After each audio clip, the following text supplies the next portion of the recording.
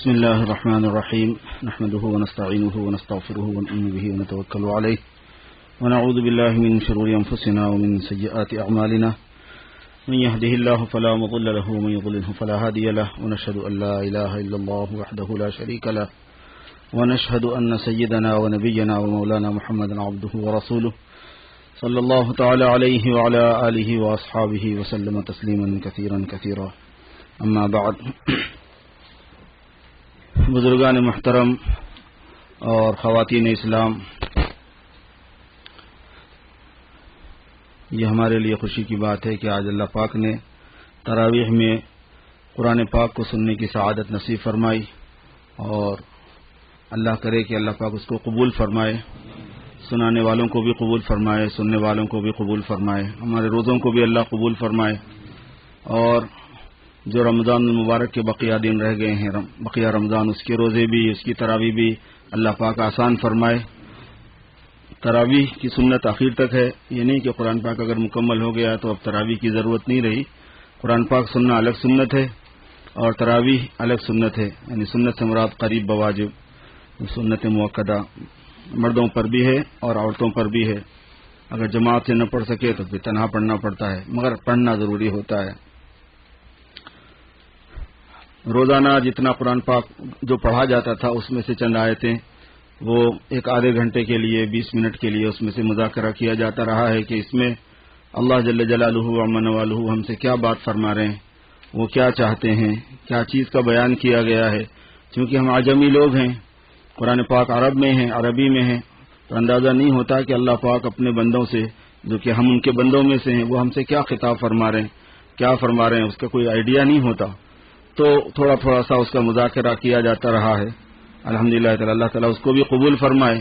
اور آج بھی جو 30واں پارہ تلاوت کیا گیا، آپ کو پتہ ہی ہے کہ 30ویں پارے میں کتنے بے شمار مضامین حق تعالی شانہ نے ہر صورت میں بیان فرمائے ہیں. ایک بحر بے کراں، ایک سمندر ہوتا ہے قرآن پاک، جس کی جو ہے کوئی حد نہیں ہوتی، جس کے اندر اتنی عجائبات ہیں کہ قیامت تک اس کی عجائبات میں کمی نہیں آئے گی. علی رضی اللہ تعالیٰ عنہ نے فرمایا، علی فرماتے ہیں کہ اگر میں صرف سورہ فاتحہ کے جو مضامین اللہ نے مجھے کھولے ہیں وہ میں تم لوگوں کو سناؤں تو وہ 90 اونٹوں پر تم کو لادنا پڑے گا، خالی ایک سورت کی مضامین. تو اب اندازہ لگائیے کہ قرآن پاک ہے کیا. یہ اللہ کا کلام ہے، اصل میں اس میں اللہ پاک کا علم ہے.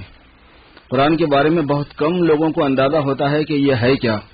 زیادہ سے زیادہ سمجھدار یہ آدمی یہ سمجھتا ہے کہ یہ دستور حیات ہے، انسانوں کی زندگی گزارنے کا طریقہ ہے اس میں، لہذا اس میں جو احکام ہیں زندگی گزارنے کے وہ لینا چاہیے.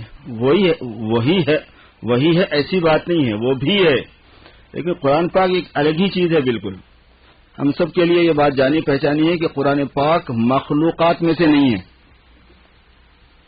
قرآن پاک جیسے آسمان، زمین، عرش، کرسی، چاند، سورج، ستارے، انسان، جنات، ملائک ہے نا، جیسے مخلوق ہیں، یہ اللہ کے پیدا کیے ہوئے. قرآن پاک مخلوق نہیں ہے، یہ خالق کا کلام ہے، خالق کی صفت ہے. جیسے خالق کی ذات غیر مخلوق ہے، ایسے خالق کی صفات بھی غیر مخلوق ہیں. تو یہ صفت ہے یہ. اور اسی وجہ سے اس کلام پاک میں ایک عجیب بات یہ ہوتی ہے کہ اس کے ایک لفظ سے بے شمار معنی بھی نکلتے ہیں، مضامین بھی نکلتے ہیں، اور خصوصیات اور کا تجربہ ہوتا ہے. کچھ خصوصیات تو وہ ہیں جو احادیث مبارکہ میں قرآن پاک میں خود میں بیان کیے گئے ہیں، اور کچھ خصوصیات وہ ہیں اور وہ نکلتے ہی رہتے ہیں کہ جو بہت سے بزرگان دین، اولیاء اللہ اپنے ایکسپیرینس اور تجربے سے اس کا تجربہ کرتے رہتے ہیں. عجیب سمندر ہے ایک اعتبار سے. علاج معالجے کی لائن میں اتنی بے شمار خصوصیات ہیں کہ جس کی کوئی حد نہیں. علاج بالقرآن جو ہے، قرآن پاک کو پڑھ کے آپ علاج کر لیں، بڑی سے بڑی بیماری کا علاج اس میں موجود ہے. وہاں صرف ایک ہی چیز کی شرط ہوتی ہے، وہ یہ کہ اللہ کے کلام پر جتنا زیادہ اعتماد ہوگا اتنا اس کا ظہور ہوتا ہے. یقین جتنا پختہ ہوگا اتنا کام چل جائے گا. آپ سب کو پتا ہے کہ صحابہ کی ایک جماعت جا رہی تھی، بھوکے پیاسے تھے، کھانے پینے کا انتظام نہیں تھا.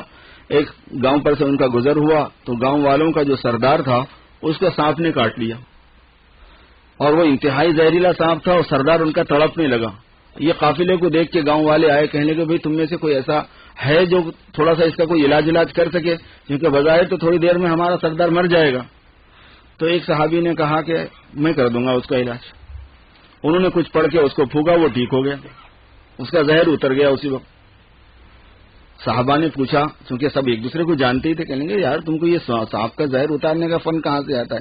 کہنے لگے فن کہاں سے آتا ہے, میں نے سورہ فاتحہ پڑھ کے پھونکی تھی, سورہ فاتحہ پڑھ کے پھونکی تھی, بس علاج ہو گیا تھا. اب اندازہ لگائیے کہ یہ چونکہ شافیہ ہے سورہ, حضور پاک صلی اللہ علیہ وسلم نے فرمایا کہ یہ سورہ شافیہ ہے تو اس میں شفا ہے. حالانکہ اس کے لیے نازل نہیں ہوا, چونکہ مگر یہ اللہ کا کلام ہے, اس کی وجہ سے اس میں ایسی بے شمار خصوصیات ہیں, اور اسی وجہ سے اس کو پڑھنا جو ہے نا وہ ایک کام ہے, اس کو دیکھنا وہ ایک کام ہے, اس کو سمجھنا وہ ایک دوسرا کام ہے. اگر کوئی آدمی اس کے ترجمے کو, اس کے احکام کو مثلا پڑھتا ہے تو وہ قرآن پاک پڑھنے والا ثواب نہیں ملتا اس کو, حالانکہ وہ اسی کا مضمون پڑھ رہا ہے. ٹرانسلیشن پڑھ رہا ہے کوئی آدمی ایک رکوع, تو ایک رکوع ٹرانسلیشن پڑھنے کا ثواب ایک رکوع قرآن شریف کی عبارت پڑھنے کا نہیں ہے. عبارت پڑھنے کا, کے الفاظ دہرانے کا جو ثواب ہے وہ ٹرانسلیشن میں نہیں ہے. تھوڑا سا اس سے آگے کی بات بولتا ہوں آپ کے سمجھ میں آنے کے لیے, بات احترام سے لینے کی ہے بہت.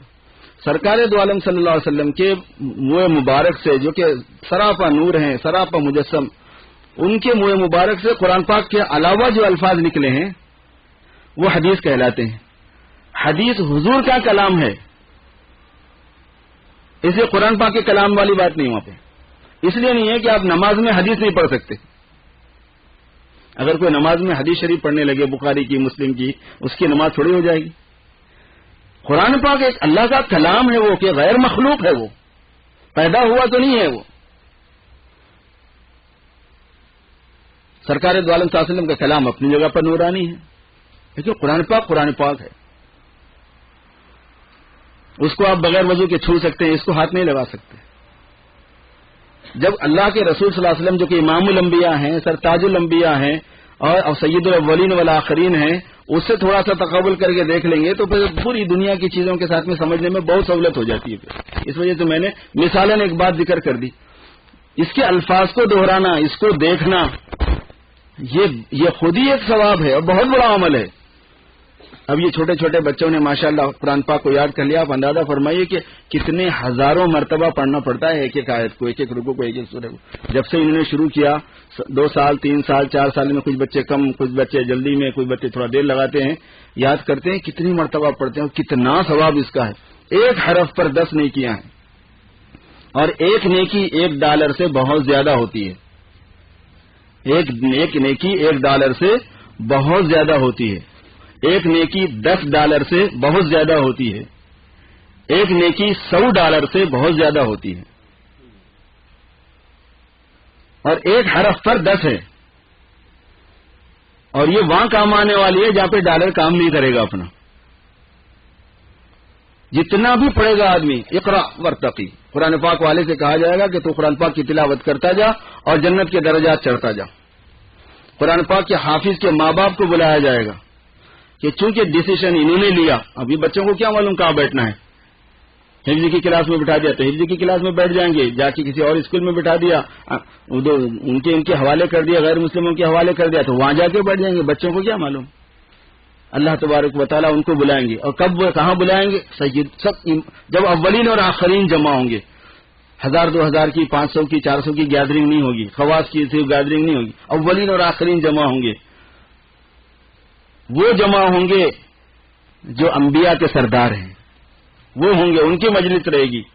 سارے انبیاء ہوں گے, سارے صحابہ ہوں گے, سارے اولیاء ہوں گے, اولیاء کی ساری قسمیں ہوں گی, سارے اغواس ہوں گے, سارے اقطاب ہوں گے, سارے ابدال ہوں گے, سارے مکتومین ہوں گے, سارے امامین ہوں گے, سارے ہوں گے یہاں سے وہاں تک. سارے صاحب خدمت ہوں گے, صلحاء, صدیقین, شہداء, اولین اور آخرین پچھلے زمانے کے. اس میں ماں باپ کو بلا کے کانا یتوجان, ان کو ایسا تاج پہنایا جائے گا جو سورج سے بھی زیادہ روشن ہوگا. اور حضور پاک صلی اللہ علیہ وسلم نے اس کے بعد میں فرمایا کہ تمہارا کیا خیال ہے خود اس کے بارے میں جس نے قرآن پاک کو حفظ کیا ہوگا, اس کو کیا اللہ دیں گے, کیسے نوازیں گے, جب ماں باپ کو یہ دیا جائے گا. اور یہ مطلب نہیں ہے کہ اگر چھوٹے بچے نے حفظ کیا ہے تو اس کے ماں باپ کو دیا جائے گا.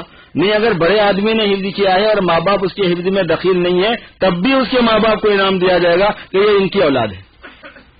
اگر کسی بڑے نے بھی حفظ کر لیا، ماں باپ کا دخل نہیں ہے اس کے حفظ کے ڈیسیشن میں، فیصلہ کرنے میں، تو بھی اللہ پاک کی طرف سے یہ انعام ملنے والا ہے ماں باپ کو کہ بھئی اس کی اولاد ہے، اس کے ماں باپ کو عزت دی جائے سب کے سامنے. جس کی اولاد ہوتی ہے خود اس کو ایک بڑی خوشی ہوتی ہے، اس کا ایک اعزاز ہوتا ہے. اس لیے میرے دوستو بہت اہم ترین دولت ہے اور سب سے بڑی دولت قرآن پاک قرار دی گئی ہے اور ہے وہ، لہذا جو قرآن پاک کا حامل ہوتا ہے وہ اس دنیا میں سب سے بڑا ہوتا ہے. حضور پاک صلی اللہ علیہ وسلم نے اسی لیے فرمایا کہ تم میں سب سے بہترین وہ ہوتا ہے جو قرآن پاک کو سیکھتا ہے اور قرآن پاک کو سکھاتا ہے. خیرکم من تعلم القرآن وعلمہ، جو قرآن پاک کو سیکھے اور قرآن پاک کو سکھائے وہ تم میں سب سے زیادہ بہترین ہے. اب یہ قرآن پاک کو سیکھنا ناظرے میں بھی، یہ قرآن پاک کو سیکھنا حفظ میں بھی، یہ قرآن پاک کو سیکھنا لینگویج کی واسطے تاکہ قرآن پاک سمجھ میں آئے، یہ قرآن پاک کو سیکھنا فقہ میں بھی، یہ قرآن پاک کو سیکھنا تفسیر میں بھی، یہ قرآن پاک کو سیکھنا اصول تفسیر میں بھی، یہ قرآن پاک کو سیکھنا حدیث میں بھی، چونکہ اس کی تشریحات سمجھنے کے لیے ہی پڑھنا پڑتا ہے وہ سارے کا سارا. یہ سب وہی ہے خیرکم من تعلم القرآن وعلمہ، کہ تم میں سب سے بہترین وہ ہے جو قرآن پاک کو سیکھے اور سکھائے. اس لیے اپنے بچوں کو حافظ بناؤ، اپنے بچیوں کو حافظ بناؤ. یہاں الحمدللہ لڑکوں کا بھی شعبہ حفظ ہے اور لڑکیوں کا بھی شعبہ حفظ ہے. الحمدللہ بہت اچھی طریقے سے دارالعلوم اللہ پاک اپنے فضل سے چلا رہے ہیں، گائیڈنس بھی اللہ پاک اپنے فضل سے اچھا چلا رہے ہیں، دارالعلوم بھی اچھا چلا رہے ہیں، شریعہ بورڈ بھی چلا رہے ہیں. آپ حضرات کا تعاون ہے اور جن جو حضرات نے تعاون کیا ہے وہ اپنے آنکھوں کے سامنے اپنا پھل دیکھ رہے ہیں، اپنا ثمرہ دیکھ رہے ہیں کہ بھائی دیکھو یہ ہو گیا. ایک بچے کا حفظ بھی، اس کا ثواب بھی اگر مل جاتا ہے اس کے شرکاء کو، تعاون کرنے والوں کو، تو میرے دوستو جب تک یہ پڑھتا رہے گا، پڑھاتا رہے گا، شاگرد بناتا رہے گا، جب تک ثواب ملتا ہی رہے گا. قرآن پاک کی تلاوت صدقہ جاریہ ہے. آج کون مرنے کے بعد کس کو پوچھ رہا ہے؟ رواج ہی نہیں رہا قبروں پہ جانے کا، فاتحہ پڑھنے کا، ایصال ثواب کرنے کا.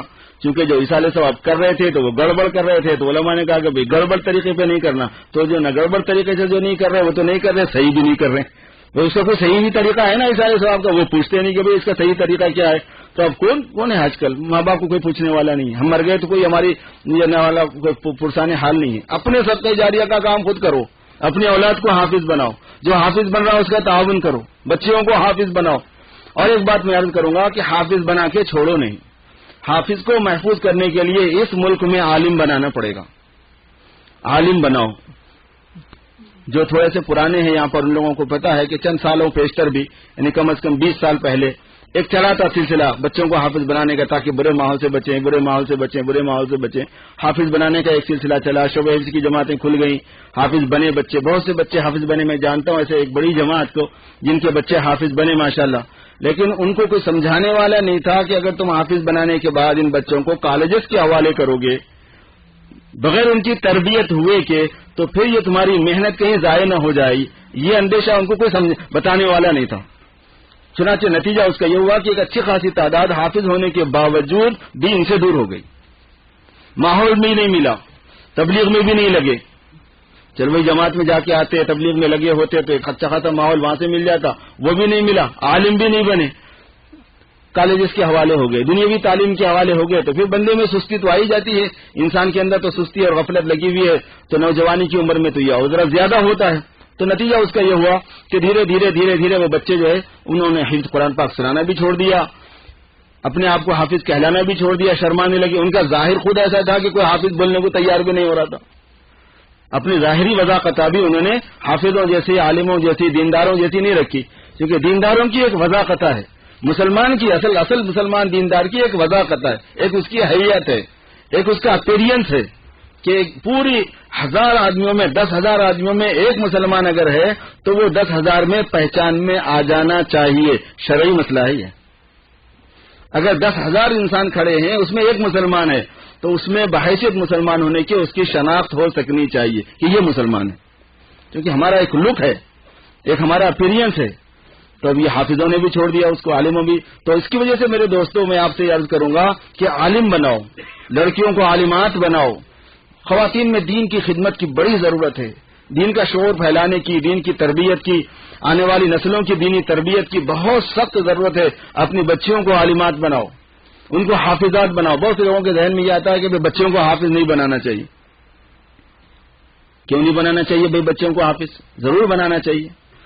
پڑھتے رہیں گے، جہاں جائیں گے وہ اسکول رہے گا، جہاں جائیں گی وہ پڑھائیں گی، شادی ہو کے جہاں بھی جائیں گی تو جو کچھ بھی یعنی مطلب بچے آنا جانا ہوگا، خود ان کے گھر کے جو بچے ہوں گے وہ قرآن سیکھنے والے ہوں گے. عام طور پر جو حافظہ ہوتی ہے وہ خود کہیں نہ کہیں جو ہوتی ہے وہاں وہ تھوڑا سا مدرسہ ہوتا ہی ہے، مکتب ہوتا ہی ہوتا ہے وہاں پہ، تو تعلیم و تعلم کا سلسلہ جاری رہتا ہے. پڑھنے کے دنوں میں پڑھ لیتے ہیں. ویسی کوئی بات نہیں ہے کہ بچوں کو حافظ نہیں بنانا چاہیے. خواہ مخواہ کسی نے بات ایسی غلط فہمی کی چلا دی کہ پھر یہ سسرال کے ہو جاتے ہیں، پھر کوئی دن ان کو نہیں پڑھنا ہوتا ہے تو کہیں اس میں قرآن پاک کی بیعت بھی نہ ہو جائے تو قرآن پاک بھولنے کی وعید میں نہ آ جائیں. ویسی بات نہیں ہے. قرآن پاک کی تلاوت کا اہتمام ان کو سکھایا جائے. جب ان کو عذر نہ ہو تو اس وقت تک وہ پابندی سے پڑھتی رہیں اور پڑھانے کا اہتمام رکھیں تو پھر اللہ پاک قرآن پاک کو محفوظ رکھتا ہے. اور ویسے بھی دیکھ کے پڑھنے میں جو حافظ نہیں ہے وہ 1 گھنٹے میں جتنا پڑھتا ہے، جو حافظ ہے وہ اس کا 5 گنا زیادہ پڑھ لیتا ہے. بلا لیجیے امیر محترم، آئیے. فاروق بھائی ذرا جگہ دے دو امیر صاحب. آئیے.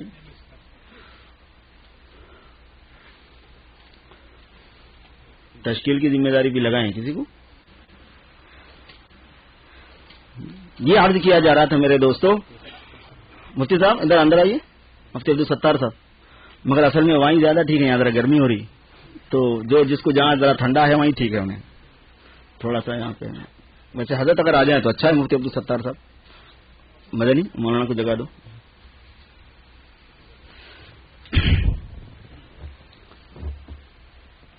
حافظ بنانا، عالم بنانا اس ملک میں اسلام کو محفوظ رکھنے کا بہترین. یہاں حضرت آپ کے لیے جگہ یہاں رکھا ہوں، ادھر گرمی ہو جائے گی. اچھا ٹھیک ہے، پیانے آئیے. تو یہ عرض ہو رہا تھا میرے دوستوں کہ دیکھو کتنی خوش نصیبی کی بات ہے ماشاءاللہ سے. چھوٹا سا بچہ 9 سال کا جو شروع سے یہیں سے قاعدے سے یہیں پڑھا، پھر الحمدللہ تعالی یہیں حفظ نے کیا. ان کے ماں باپ کی بڑی خدمات ہیں، جیسا کہ ابھی مولانا نے بھی ذکر کیا کہ جو ہمارا گائیڈنس ایجوکیشنل اکیڈمی ہے اس کے اندر تو کلیدی رول جو ہے نا ان کی والدہ کا ہی ہے. وہ ہماری پرنسپل تھی، وہ خود ہی ناراض ہو گئی بیچاری. وہ ہمارے سے تھوڑی غلطی ہو گئی ہوگی جس کی وجہ سے وہ ناراض ہو گئی، ہم معافی چاہتے ہیں ان سے. مگر یہ ہے کہ بہت خدمات ہیں ان کی، یعنی ان کو بھلایا نہیں جا سکتا کبھی بھی. وہ جب تک ہمارا گائیڈنس رہے گا اس وقت تک گائیڈنس ان کا ممنون رہے گا، احسان رہے گا ان کا، بھول نہیں سکتے ہم ان کو. بڑی خدمات ہیں، بڑی مخلصہ خاتون ہیں ماشاءاللہ. اللہ تعالیٰ ان کو صحت عطا فرمائے اور ان کی ترقی عطا فرمائے، اور ان کے بچے کے والد کو بھی اللہ تبارک و تعالیٰ صحت و عافیت سے رکھے، خوش رکھے، ترقیات عطا فرمائے. کاروبار میں ان کا بڑا نقصان ہو گیا گزشتہ کے وہ حادثے میں، اللہ پاک اس نقصان کی کچھ تلافی فرما دے اور ان کے لیے کوئی بہتر راستہ نکال دے. وہ بالکل اخیر میں ایک بڑی اماؤنٹ انہوں نے شامل کی تھی غالباً، اس میں آ کے بڑا دوسروں کا بھی بہت نقصان ہوا، بے شمار لوگوں کا، لیکن ان کا ایسے حالت میں ہوا کہ وہ بہت ہی زیادہ تکلیف دینے والی صورتحال تھی. اس کا ہمیں بھی بے حد افسوس اور قلق ہے. تو اللہ تبارک و تعالیٰ اس کی تلافی فرما دے اور بہتر ان کے لیے راستہ نکال دے، ترقیات. اور بچے کو قرآن اللہ نے سعادت دے دی کہ بچہ اتنا جلدی حافظ ہو گیا. ہماری طرف سے بھی بہت ان کو مبارکباد ہے. اللہ تبارک و تعالیٰ اس کو عالم بھی بنائے، اللہ پاک اس کو دین کا داعی بنائے، صالح بنائے. اب تعالیٰ شان. اسی طریقے پہ یہ ہمارے عثمان اچھا کے صاحبزادے عادل اچھا، انہوں نے بھی حفظ مکمل کر لیا. ان کے حفظ مکمل کرنے میں کچھ دوسرے اساتذہ کا بھی ہاتھ ہے، پہلے یہ کسی اور جگہ بھی پڑھے ہیں کچھ دن، تو ہم ان کو بھی نہیں بھول سکتے. ہمارے پاس سے اگر یہ فارغ ہو گئے تو یہ مطلب نہیں ہے کہ دوسرے اساتذہ کا ان پر احسان نہیں ہے. جہاں بھی انہوں نے قاعدہ شروع کیا، جہاں بھی انہوں نے قرآن پاک کا حفظ کرنا شروع کیا تھا، ان کا بھی پورا احسان ہے. ہم ان کو بھی مبارکباد دیتے ہیں. اللہ تبارک و تعالیٰ اس کو بھی پورا قبول فرمائے اور ان کی ان مساعی کو بھی حق تعالیٰ شان ہو قبول فرمائے، برکت فرمائے.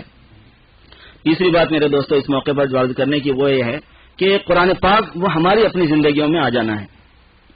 قرآن پاک کا اپنی زندگیوں میں آنا جو ہے وہ ایک محنت چاہتا ہے، ایک جدوجہد چاہتا ہے، ایک ماحول چاہتا ہے، ایک انوائرمنٹ چاہتا ہے، ایک ذوق چاہتا ہے. اگر ہم قرآن پاک کے بارے میں یہ چاہتے ہیں کہ قرآن پاک ہماری زندگی میں آئے، ہماری نسلوں میں آئے، قرآن پاک محفوظ ہو، قرآن پاک کو وجود خارجی ملے. ایک ہے الفاظ میں قرآن پاک اور ایک ہے پریکٹس میں قرآن پاک. اصلی قرآن پاک جو ہے نا وہ پریکٹس میں، یہ بھی آپ کو معلوم ہونا چاہیے. جیسے مولانا نے فرمایا کہ القرآن للنظم کیا ہے وہ اسم للنظم والمعنی جمیعا، الفاظ اور معنی دونوں کے مجموعے کا نام ہے. تو وہ جو معنی ہے نا ان معنی کا تعلق عمل سے ہے، ان معنی کا تعلق عمل سے ہے. تو اصل قرآن پاک کا جو ظاہری وجود ہے وہ انسان ہوتا ہے. انسان سے نکلنے والے اعمال جب قرآن پاک کی تعلیم کی روشنی میں ڈھل کر نکلتے ہیں تو وہ قرآن پاک کا عملی وجود کہلاتا ہے، ظاہری وجود کہلاتا ہے. ایک مشہور آیت قرآن پاک کی آپ نے بہت مرتبہ سنی ہوگی. اللہ تعالیٰ فرماتے ہیں کہ بل نقذف بالحق علی الباطل فیدمغه فاذا هو زاهق. ہم حق کو لے کے باطل کو مارتے ہیں اور باطل کا بھیجا نکال دیتے ہیں. ہم حق کو لے کے باطل کو مارتے ہیں اور باطل کا بھیجا نکال دیتے ہیں اور باطل کافر ہو جاتا ہے, نکل چلا جاتا ہے. حضرت مولانا محمد عمر صاحب پالن پوری رحمۃ اللہ علیہ اس آیت مبارکہ پر فرمایا کرتے تھے کہ حق کو لے کے باطل کو مارنے کا مطلب یہ ہوتا ہے کہ حق باہر موجود ہونا, اور حق باہر موجود ہونے کا مطلب ہے زندگیوں میں ہونا. نماز کے جتنے الفاظ قرآن پاک میں ہیں, آدمی کی پریکٹس میں نماز ہونا, زکوٰۃ پریکٹس میں ہونا, روزہ پریکٹس کے اندر عمل کے اندر ہونا, نظروں سے متعلق جو قرآن پاک کے احکام ہے وہ نظر میں ہونا, زبان سے متعلق جو احکام ہے وہ زبان میں ہونا, کان سے متعلق جو احکام ہے وہ کان میں ہونا, دل سے متعلق جو احکام ہے وہ دل میں ہونا, مال سے متعلق جو احکام ہے وہ مال میں ہونا, جاب سے متعلق جو احکام ہے وہ جاب میں ہونا, حقوق سے متعلق جو احکام ہے وہ حقوق کی شکل میں ظاہر ہونا, جیسے ماں باپ کے حقوق ہیں اس کا برتاؤ ہونا, اولاد کے حقوق ہیں اس کا اظہار ہونا, میاں بیوی کے حقوق ہیں ان کا اظہار ہونا. عملی طور پر جب قرآن پاک زندگیوں میں آتا ہے تو حق تعالی شانہ اس میں وہ نورانیت, وہ جاذبیت, وہ اٹریکشن, وہ کمال عطا فرماتے ہیں کہ حق کا بھیجا نکل جاتا ہے. اس سے علماء اس بات کی طرف بھی گئے ہیں کہ ہمیشہ حق کا بھیجا نہیں باطل کا بھیجا نکل جاتا ہے. علماء اس بات کی طرف گئے ہیں کہ باطل ہمیشہ بھیجے کے راستے سے آنے کی کوشش کرتا ہے. بھیجے سے مراد فکر کے راستے سے, تھاٹ کے راستے سے, خیالات کے راستے سے, افکار کے راستے سے, سوچ کے راستے سے, پھر وہ اندر دل کے اندر داخل ہو کے جذبات بناتا ہے, خواہشات بناتا ہے, پھر وہ جذبات اور خواہشات بے دینی کی طرف اور دوسرے راستے کی طرف, باطل کی طرف لے کے چلے جاتے ہیں. تو ہمیشہ باطل فکر کے راستے سے, تھاٹ کے راستے سے, خیالات کے راستے سے چونکہ آتا ہے, اس لیے اللہ نے فرمایا کہ بل نقذف بالحق علی الباطل فیدمغه. ہم حق کو لے کے باطل کو مارتے ہیں تو اس کا دماغ نکال دیتے ہیں, ختم ہو جاتا ہے. لگتا یہ ہے کہ پوری دنیا میں باطل کا چرچا ہے, لگتا یہ ہے کہ پوری دنیا میں باطل پھیلا ہوا ہے, لگتا یہ ہے کہ پوری دنیا میں باطل غالب رہے گا, لگتا یہ ہے کہ اب مسلمانوں کا کوئی پرسان حال نہیں ہوگا, اب اسلام کا کوئی محافظ نہیں ہوگا, اب اسلام قسم پرسی کے عالم میں آ گیا, اسلام ختم کر دیا جائے گا, ایسا لگتا ہے کہ اس کی کوئی حیثیت نہیں رہے گی. لیکن اللہ پاک فرماتے ہیں وَأَمَّا مَا يَنْفَعُ النَّاسَ فَيَمْكُثُ فِي الْأَرْضِ كَذَلِكَ يَضْرِبُ اللَّهُ الْأَمْثَالَ. جو لوگوں کو نفع دینے والی چیز ہے وہی باقی رہنے والی ہے, بقیہ سب خس و خاشاک ہے, وہ ختم ہو جائے گا. جس دن مسلمان قرآن پاک پر عمل پر آ جائے گا اور ایک ایک چیز کو اللہ سے ڈر کے, اللہ سے تعلق پیدا کر کے, اللہ کی بندگی کو اختیار کرتے ہوئے جب ایک ایک چیز کو اپنائے گا اپنی زندگی میں, زندگی کے ایک ایک شعبے کے اندر جب اس چیز کو لائے گا, حق تعالی شانہ پھر اپنی قدرت کا مظاہرہ شروع فرما دیں گے, حق تعالی شانہ اپنے فیصلے ظاہر فرمانا شروع کر دیں گے. اور جس دن حق تعالی شانہ اپنے فیصلے ظاہر فرمانا شروع کر دیں گے, پوری دنیا کی طاقتیں مکڑی کے جالوں کی حیثیت رکھتی ہیں, ان سب پہ جھاڑو پھیر دی جائے گی. نوح علیہ الصلوۃ والسلام کے بارے میں اس زمانے کے لوگوں کو یہی غلبہ ہوا تھا کہ میجارٹی ہماری ہے, کون ہمارا کیا بگاڑ سکتا ہے. اللہ نے اس مثال کو, ان کے واقعے کو اسی لیے بیان کیا. ہمارے لیے کیا مشکل ہے, ہم ایک پانی کے سیلاب میں, ایک پانی کے رو کے اندر یہاں سے وہاں تک پوری دنیا کو اور دنیا کے باطل کو دھو ڈالیں گے. طوفان نوح پوری دنیا پہ غالب تھا, پوری امت الارض کا لفظ ہے کہ پوری زمین پر آیا تھا. جہاں جہاں زمین تھی وہاں طوفان نوح آیا تھا کہ باطل کو سب سے پاک, حق کو سفینے میں بٹھا لیا, حق کو کشتی میں بٹھا لیا تھا کہ تم کشتی میں چڑھ جاؤ, میں زمین کو دھونے لگا ہوں. پوری زمین صاف کر دی. حق تعالیٰ کے لیے پوری زمین پر پانی کا لانا اور اس سے باطل کو ختم کر دینا کچھ مشکل نہیں تھا. نہ طاقت کچھ کام آتی, نہ ہیلتھ کچھ کام آتی, نہ ہوشیاری کچھ کام آتی, نہ تجارت کچھ کام آتی, نہ بڑے بڑے بزنس کچھ کام آتے. جو قوم شعیب کی مثال ہے بزنس کو سمجھانے کے واسطے, قوم عاد و سمود کی مثال ہے بڑی بڑی بلڈنگوں کے بنانے کی وجہ سے اور ہیلتھ فل ہونے کی وجہ سے, طاقتور ہونے کی وجہ سے, پاورفل ہونے کی وجہ سے ان لوگوں کو وہ گمان ہو گیا تھا. قوم لوط بدکاریوں کے اندر مبتلا تھی. سب کو اپنے اپنے جتنے زعم تھے, اپنا اپنا جو خمار تھا, سب کو اللہ نے اتار دیا, سب نشہ ان کا اتار دیا یہاں سے وہاں تک. جب حق فیصلہ کرنے پر آ جاتا, اللہ رب العزت کا جب فیصلہ آتا ہے, مگر وہ فیصلہ آتا ہے ایمان والوں کی جدوجہد پر, ایمان والوں کی محنت پر. اس لیے مجھے اور آپ کو, ساری امت مسلمہ کو, میرے دوستو, چاہے ہم کہیں رہتے ہوں, امریکہ میں رہتے ہوں, کسی اور جگہ پر رہتے ہوں, ہم پہلے مسلمان ہیں. اور بحیثیت مسلمان ہونے کی اللہ کی بندگی اور جناب رسول اللہ صلی اللہ علیہ وسلم کی رسالت پر ایمان اور ان کی اتباع, یہ سب سے ہمارے لیے اولین ترجیح ہے. سب سے پہلی چیز ہمارے لیے یہی ہے, یہ فیصلہ کرنا ہے کہ ہم مسلمان جئیں گے, مسلمان مریں گے. یہ فیصلہ کرنا ہے کہ ہماری اولادیں مسلمان جئیں گی, مسلمان مریں گی. ہم چاہے کسی کنڈیشن میں ہو, کیسے ہی حالات کے اندر ہوں, یسر اور عسر, اللہ تعالیٰ کی طرف سے سہولتیں اور کبھی کبھی تنگیاں، یہ سب آزمائش کی شکلیں ہیں. کبھی دے کے آزمایا جاتا ہے، کبھی کھینچ کے آزمایا جاتا ہے. اللہ تبارک و تعالیٰ کا نظام ہے بندوں کو اس دنیا میں آزمانے کا. اصل چیز بندگی ہے. مجھے اور آپ کو یہ فیصلہ کرنا ہے کہ کلام عزیز ہمارے سینے سے لگا ہوا رہے، اللہ کا کلام ہمارے سینوں سے لگا ہوا ہو، اس کی عظمت اور اس کا احترام ہمارے دلوں کے اندر ہو، اس پر عمل کرنے کا جذبہ ہو. جب یہ نیت بندے کی بنتی ہے تو آدمی سوچتا ہے کہ میں اس پر عمل کیسا کروں. اس کے لیے میرے دوستو تھوڑی محنت چاہیے ہوتی ہے، تھوڑی جدوجہد چاہیے ہوتی ہے. وہ یہ ہے کہ اندر آدمی کے اندر سے دنیا کی محبت نکلے اور جذبہ بنے اللہ پاک کی بندگی کرنے کا. تھوڑی سی محنت یہ کرنی پڑتی ہے کہ دنیا کی محبت نکلے، چیزوں کی محبت نکلے اور جذبہ بنے جناب رسول اللہ صلی اللہ علیہ وسلم کے اتباع کرنے کا، ان کی غلامی کرنے کا. ایک جذبے کو پریپیئر کرنا ہوتا ہے، ایک تھوڑا سا پروسیس ہے. بہت کم لوگ اس بات تک جانے کی کوشش کرتے ہیں کہ وہ جو قرآن پاک الفاظ کے اندر ہے، احادیث مبارکہ کا ذخیرہ الفاظ کے اندر ہے، وہ اور جو انسان کی زندگی ہے، اس کو اس پر اپلائی کرنے کے لیے جو پروسیس ہے وہ کیا ہے، یہ نہیں لے پاتے ہم. اور جس نے اس کو نہیں لیا وہ قرآن اور حدیث کو بھی نہیں لے پاتا ہے، چاہنے کے باوجود نہیں لے پاتا ہے. اس کے لیے میرے دوستو یہ ہے کہ جیسے پائپ لائن ہوتی ہے ویسے ایک راستہ بنانا پڑتا ہے، ایک سلسلہ کرنا پڑتا ہے اس کے لیے. اسی لیے تو اولیاء اللہ پہلے مجاہدے کراتے تھے، اسی لیے تو ریاضتیں کرواتے تھے، اسی لیے تو شغل کرواتے تھے، اسی لیے تو مراقبے کرواتے تھے، اسی لیے تو خانقاہوں کے اندر برسوں ان کو بٹھایا جاتا تھا. ہر زمانے میں اللہ پاک نے کیا ہے. اس زمانے میں بھی اللہ پاک نے امت مسلمہ کی سہولت کے واسطے ویسی شکلیں بنا دی ہیں. ان شکلوں میں سے ایک شکل جو آج ہم دین کی محنت کے نام سے جانتے ہیں، دعوت و تبلیغ کے نام سے جانتے ہیں، اس میں یہ جو پروسیس ہے یہ قابو میں آتا ہے. اللہ کے راستے میں نکلنا، وقت اپنا فارغ کرنا، 4 مہینے کے لیے، 40 دن کے لیے، کم و بیش وقت کے لیے وہاں مسجد والے ماحول میں رہنا اور وہااں بیٹھ کر قال اللہ قال رسول، اللہ نے یہ فرمایا، اللہ کے رسول نے یہ فرمایا، ہماری کامیابی دین پر چلنے میں ہے، دین میں یہ فائدہ ہے، آخرت یہ ہے، موت یہ ہے، حشر یہ ہے، نشر یہ ہے، جنت یہ ہے، جہنم یہ ہے، یہ واقعات آنے والے ہیں. بار بار سننا، اتنا سننا کہ جیسے حضرات صحابہ کے لیے مغیبات مشاہدات بن گئے تھے. حضرت مولانا یوسف صاحب رحمۃ اللہ علیہ کا ملفوظ یہ ہے کہ حضرات صحابہ کے لیے مغیبات مشاہدات بن گئے تھے. جو غیبی چیزیں ہیں، انسین جو چیزیں ہیں، وہ ان کے لیے ایسی ہو گئی تھی جیسے وہ اپنی آنکھوں سے دیکھ رہے ہوں، جیسے ان کی آنکھوں کے سامنے ہو. اب جیسے کل میں نے سنایا تھا کہ حشر کی کتنی تفصیلات قرآن پاک میں اللہ رب العزت نے بیان فرمائی ہیں، ان سب صحابہ کے لیے سامنے تھی وہ آنکھوں کے سامنے. جبکہ میں سمجھتا ہوں میں اس میں سے آپ کو یعنی 100 میں کا ایک حصہ ہی سنایا ہوں گا جو حشر کے متعلق ہے. تو پھر جنت کے بارے میں، پھر جہنم کے بارے میں، اور یہ سب ہونے ہی والا ہے. قبر کے بارے میں یہ سب ہونے ہی والا ہے. کتنے دن کوئی جیے گا میرے دوستو؟ سب ٹھاٹ پڑا رہ جائے گا جب لاد چلے گا بنجارا. ہماری جو سانس ہے، ہماری جو عمر ہے وہ برف کی طرح پگھل رہی ہے. ہو رہی ہے عمر مثل برف کم، ہو رہی ہے عمر مثل برف کم، چپکے چپکے رفتہ رفتہ دم بدم، دفعتن ایک روز یہ جائے گا تھم. جان نکل جائے گی اور قصہ ختم ہو جائے گا. آنکھ رنگ بو سے آدمی کی ابھی بالکل غفلت ہو جائے گی، کچھ نہیں رہے گا، قبر میں داخل ہو جائے گا. تو وہ حالات شروع ہو جائیں گے جس کو قرآن نے تفصیل سے بیان کیا ہے. اس کی تیاری کرنے والا کون ہے؟ تو وہ جو ان چیزوں کو اتنا بولنا، ان کو اتنا سننا، اس کے ماحول میں اتنا رہنا اور دوسرے ماحول سے اپنے کو اتنا بچا لینا کہ اس کا ایک تاثر آدمی کے دل و دماغ پر آ جائے.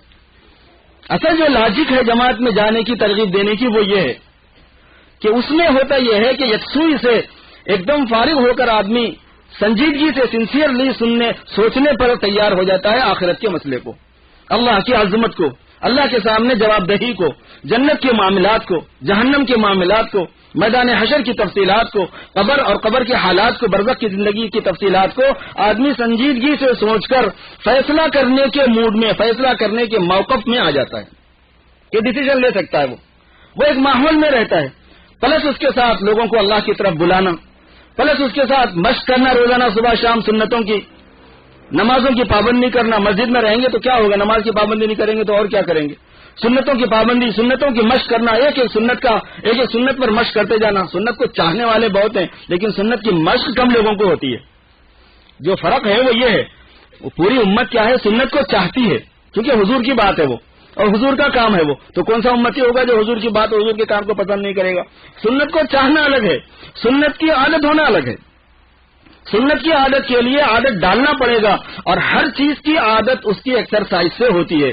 آپ کو لکھنا نہیں آتا تو لکھنے کی عادت ڈالنی پڑے گی. ڈرائیونگ نہیں آتی, ڈرائیونگ کی عادت ڈالنی پڑے گی. ٹائپ کرنا نہیں آتا, ٹائپ کی عادت ڈالنی پڑے گی.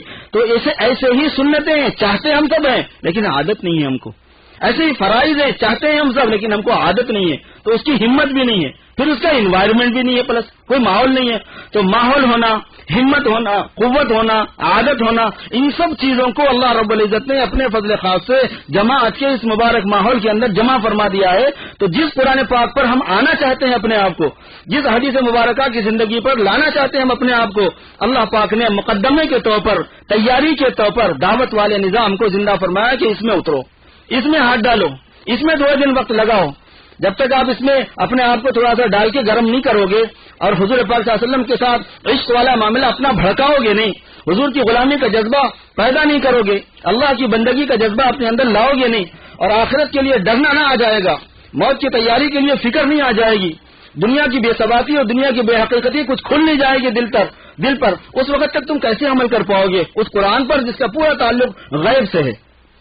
کیسے عمل کر پاؤ گے ان کاموں پر جن کو ظاہری طور پر آپ کو کچھ ملنے والا نہیں ہے, جانے والا ہے؟ ابھی عشاء کی نماز پڑھی, تراویح پڑھی ہم لوگوں نے, کیا پایا بھائی؟ اگر کوئی غیر مسلم ہم سے پوچھنے لگے یا کوئی آپ خود اپنے طور پر اپنے سے پوچھیں کہ میں نے کیا پایا, مجھے کیا ملا, تو سوائے اس کے کہ آپ کو غیب پہ یقین کرنا ہے اور کچھ بھی نہیں ہے. بھائی ہم کو ملے گا, اللہ معاف کرے گا, اس کا یہ ثواب ہے, رمضان میں تراویح کا یہ ثواب ہے, قرآن پاک کی تلاوت کا یہ ثواب, یہاں کیا مل رہا ہے آپ کو؟ نماز پہ کیا ملے گا, روزے پہ کیا ملے گا, زکات پہ کیا مل رہا ہے, حج پہ کیا مل رہا ہے؟ سارے دین کا یہی معاملہ ہے کہ دین کا تعلق غیب سے ہے. اسی لیے پہلے ہی آیت میں اللہ پاک نے بیان فرما دیا, ذالک الکتاب لا ریب فیہ ھدی للمتقین الذین یؤمنون بالغیب. یہ کتاب سے فائدہ ان کو ہوگا جو غیب پر یقین رکھنے والے ہوں گے. تو دین پر جب چلا جا سکتا ہے جب غیب کا یقین بہت غالب آدمی پر ہو اور اس کی بیس پر عمل کرنا آسان ہو, ورنہ اس مشاہدے کی دنیا میں, چمک دمک کی اس دنیا میں, باطل کی اس دنیا کے اندر اگر غیب کا یقین کمزور ہے میرے دوستو تو پھر عمل نہیں ہو سکتا. اللہ کی ذات عالی کا یقین, اللہ کی صفات کا یقین, آخرت کا یقین, جنت و جہنم کا جو یقین ہے, ان یقینوں کی بنیادیں غیب پر ہیں پوری کی پوری. اور یہ غیب کے اس یقین کو حاضر بنانے کے لیے, مشاہدے میں لانے کے لیے گویا تھا تھوڑا سا محنت کرنی پڑتی ہے. اس کے لیے اللہ کے راستے میں جانا ہے, اس کے لیے اپنے آپ کو اس ماحول میں رکھنا ہے. تھوڑے دن جب آدمی اس ماحول میں اپنے آپ کو رکھتا ہے تو پھر اس کے لیے آسان ہو جاتا ہے. اس کے بغیر چل نہیں سکتا ایک آدمی, اس کو موقوف علیہ کہتے ہیں. جیسے وضو کے بغیر آپ نماز نہیں پڑھ سکتے, ایسے دین پر عمل کرنا اصل ہے, لیکن آپ دین پر عمل کب کریں گے؟ جب دین پر عمل کرنے کا جذبہ ہوگا, جب اس کی پیاس ہوگی, جب اس کی استعداد ہوگی, جب اس کا ذوق ہوگا. اس وجہ سے میرے دوستو اللہ تبارک و تعالیٰ نے اس عمل کی بڑی اہمیت بتائی ہے, اس کام کی بڑی فضیلت بیان فرمائی ہے, اور اس امت مسلمہ کی ذمہ داری اس کو بتایا کیونکہ قیامت تک لوگوں کو پھر کرنے کا کام, ان میں طلب لانے کا کام اللہ تبارک و تعالیٰ نے اسی امت کے سر پر رکھا ہے. کوئی نبی آگے اس کام کو کرنے والے نہیں ہے, چونکہ آقا نامدار سرکار مدینہ حضرت محمد رسول اللہ صلی اللہ علیہ وسلم وہ خاتم النبیین ہیں, وہ آخری نبی ہیں. آپ کے پاس کوئی نبی نہیں آئے گا, تو آخری نبی کی آخری امت ہونے کی وجہ سے قیامت تک آنے والی انسانیت پر دین کی محنت کرنا اور ان کے اندر دین کی طلب پیدا کرنا اور دین کی عظمت ان کے دل میں لانا, یہ بھی ہماری ذمہ داری ہے. اور خود اس عظمت کو اپنے دل میں لینا, خود عظمت کو اس میں لے کر چلنا, یہ بھی ہماری ذمہ داری ہے کہ خود چلنا بھی ہوتا ہے اور اس کو پھیلانا بھی ہوتا ہے. دین کا علم تو لے لیا, لیکن اگر عمل کا جذبہ نہیں رہا آدمی عمل نہیں کر پاتا. حضرت مولانا جمال الرحمان صاحب ایک بڑی اچھی مثال دیتے ہیں, فرمایا کرتے ہیں کہ بھائی ہم نے بہت مرتبہ گیس اسٹیشنوں میں خود گیس کے ٹرکوں کو گیس لیتے ہوئے دیکھا ہے. اوپر گیس کا ٹانکی کے اندر گیس بھرا ہوا ہے, پیٹرول بھری ہوئی ہے ٹانکی کے اندر, لیکن خود وہ اپنی ٹانکی کے اندر گیس ڈلا رہا ہے. کیوں؟ اس کے بغیر وہ چل نہیں سکتا. تو ایسے ہر انسان کو اپنے اندر بھی گیس چاہیے تاکہ وہ چل سکے, اور پھر اس کو پوری دنیا میں گیس تقسیم بھی کرنا ہے, ڈسٹریبیوٹ بھی کرنا ہے. تو اسی طریقے سے یہ امت مسلمہ کی ذمہ داری ہے کہ ہماری اپنی ذات کے اندر بھی دین کا داعیہ اور جذبہ ہو, اور ساری بے طلب دنیا تک خصوصیت کے ساتھ پوری دنیا اس وقت میرے دوستو ایک گلوبل بن کے, ایک ویلیج بن کے رہ گئی. پیغام ایک جگہ سے دوسری جگہ پر پہنچنا, بات کا ایک جگہ سے دوسری جگہ پر پہنچنا, تہذیب کا ایک جگہ سے دوسری جگہ پر جانا, کلچر کا ایک دوسری جگہ سے دوسری جگہ پر جانا, فکروں کا سب کا شیوع ہو گیا ہے. اگر دین کی محنت یہ امت مسلمہ اس وقت نہیں کرے گی تو پھر اللہ تبارک و تعالیٰ فیصلے بھی نہیں کریں گے, کیونکہ اللہ تعالیٰ فیصلے فرماتے ہیں. دین کی محنت کی ذمہ داری جب یہ امت مسلمہ پوری کرتی ہے. اس لیے جتنا کلام پاک اللہ پاک نے ہمیں سننے کی سعادت عطا فرمائی, اور ہم سنیں گے مزید انشاءاللہ تعالیٰ رمضان جب تک ہوگا, اور اللہ پاک جب تک زندگی رکھے سنتے رہیں گے, اس پر عمل کرنا ہے. پہلے عمل کا ذہن بنانا، اور جب عمل کا ذہن بنائے تو اس کا جو طریقہ کار کیا ہے وہ دیکھنا ہے. اس کا طریقہ کار میرے دوستو اس وقت بالخصوص سب سے زیادہ آسان، سب سے زیادہ اویلیبل، سب سے زیادہ نفع بخش عوام الناس کے لیے اللہ پاک نے دعوت و تبلیغ کی شکل میں رکھا ہے. آپ کو ہر جگہ اویلیبل ہے، ہر جگہ میسر ہے، اور آسان بھی ہے اور نفع بخش بھی اتنا ہی ہے. 40 دن میں زندگیاں بدل جاتی ہیں، 4 مہینے میں زندگی بدلتی ہے. آپ کو چھوٹا لگ رہا ہے لیکن 4 مہینے میں زندگی بدلنا معجزہ ہے. 40 دن میں زندگی بدلنا معجزہ ہے. ایک مرتبہ محمود غزنوی کے بارے میں مشہور ہے نا کہ محمود غزنوی جب سومناتھ میں پہنچے، وہاں ایک پجاری ملا، اب 90 سال کا.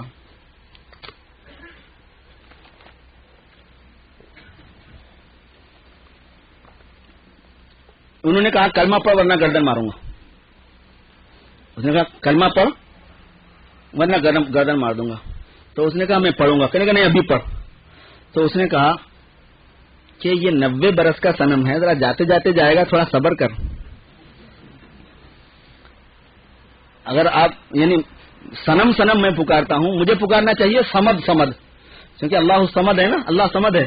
تو محمود غزنوی کا کہنا یہ تھا کہ صنم کو چھوڑ سمد بول.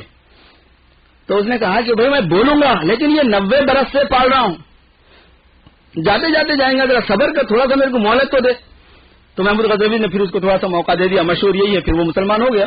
مگر میں عرض کرنا یہ چاہ رہا ہوں میرے دوستوں کہ زندگی پوری ایک رخ پہ گزر جانے کے بعد جب تھوڑی فکر آئی اور 40 دن میں ایک آدمی کے اندر ماشاءاللہ سنتوں کی اتباع کا جذبہ، نمازوں کی پابندی کا جذبہ، اللہ سے ڈرنے کا خیال آنے لگ گیا، 4 مہینے میں اس کی زندگی کی کایا پلٹ گئی. یہ کتنا بڑا اللہ پاک کا مہربانی کا نظم ہے میرے دوستوں. یہ فضل ہے تاکہ امت مسلمہ جہنم میں نہ جائے. یہ فضل ہے تاکہ امت اپنے پیارے حبیب کے طریقوں پر رہ جائے. اس کے لیے میرے دوستوں اس قرآن پاک پر عمل کرنے کے لیے، دین پر عمل کرنے کے لیے جو استعداد چاہیے، جو جذبہ چاہیے، اس استعداد اور اس جذبے کو اپنے اندر پیدا کرنے کے لیے اللہ کے راستے میں جانے کی ترتیب بناؤ. مجھے بھی بنانا ہے، آپ کو بھی بنانا ہے، اور سب کو ہی بنانا ہے. ہم طے کریں گے، کوشش کریں گے، اللہ پاک آسان فرمائے گا. سب کریں گے انشاءاللہ تعالی. تھوڑا سا جلدی سے معمولی سی تشکیل کر لیتے ہیں. نام بتا دیجئے، اظہار فرما دیجئے کہ کون 4 مہینے کے لیے، 40 دن کے لیے، 10 دن کے لیے، رمضان کے 10 دن کے لیے، بعد کے 10 دن کے لیے، خواتین مستورات کے ساتھ میں کون تیار ہے. جلدی سے تھوڑی سی تشکیل ہو جائے، پھر اس کے بعد میں دعا کر لیتے ہیں میرے دوستوں.